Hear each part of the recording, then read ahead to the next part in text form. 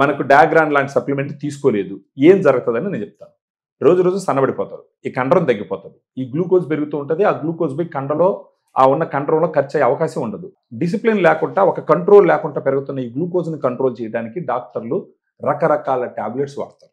ఇక్కడ ఏం చేస్తున్నాం, మన బాడీ ప్రవర్తిస్తున్న ప్రవర్తనని ఫోర్స్ఫుల్గా వ్యతిరేకంగా కంట్రోల్ చేయడానికి ట్రై చేస్తున్నాం విత్ టాబ్లెట్స్.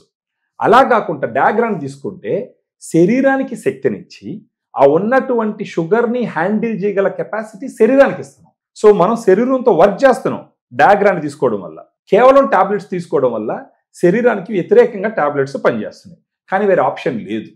సో ఇలాంటి సమయంలో డాగ్రాన్ వాడుకుంటే కొంత సమయం తర్వాత దీంట్లో ఉన్న ప్రోటీన్ వల్ల ఒక్కొక్క సోర్సెస్ ఆఫ్ ప్రోటీన్ నుంచి ఒక్కొక్క రకమైన అమైనో యాసిడ్ ప్రొఫైల్ ఉంటుంది. 5 రకాలు కలిసినాయంటే good amount of amino acid profile వస్తుంది. అప్పుడు లీన్ మజిల్ మాస్ పెరిగేదానికి అవకాశాలు చాలా ఎక్కువ. సెకండ్, డాగ్రాన్లో ఫర్ 100 గ్రామ్ పౌడర్కి వచ్చి 24 గ్రామ్స్ ప్రోటీన్ ఉంటుంది. మార్కెట్లో ఉన్న 90% వాటిల్లో 5 గ్రామ్స్ డైటరీ ఫైబర్ ఉంటుంది, లేదంటే 7 ఉంటుంది, 8 ఉంటుంది. ఆ డైటరీ ఫైబర్ చాలదు. డైటరీ ఫైబర్ వల్ల అడ్వాంటేజ్ ఏంటంటే, ఫస్ట్ ఆఫ్ ఆల్ ఈ డైటరీ ఫైబర్ వల్ల అది ఈజీగా డైజెస్ట్ అవుతుంది, స్లోగా డైజెస్ట్ అవుతుంది. అప్పుడు ఆకలి ఎక్కువైదు, అప్పుడు ఎక్కువ తినరు, దానివల్ల ఎక్కువ గ్లూకోజ్ స్పైక్స్ ఉండవు.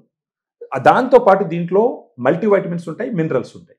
సో ఇంకా ఈ మల్టీవైటమిన్స్, మినరల్స్తో పాటు L-కార్నిటిన్, టారిన్, ఐనోసిటాల్ అని కూడా ఉంటుంది. వీటి వల్ల ఐనోసిటాల్ ఇన్సులిన్ సమర్థవంతంగా పనిచేసేదానికి ఉపయోగపడుతుంది. L-కార్నిటిన్, టారిన్ ఏం చేస్తుంది అంటే శరీరంలో కొవ్వు ఉంటుంది కదా, ఆ కొవ్వుని కరిగించి ఎనర్జీని ఇస్తుంది.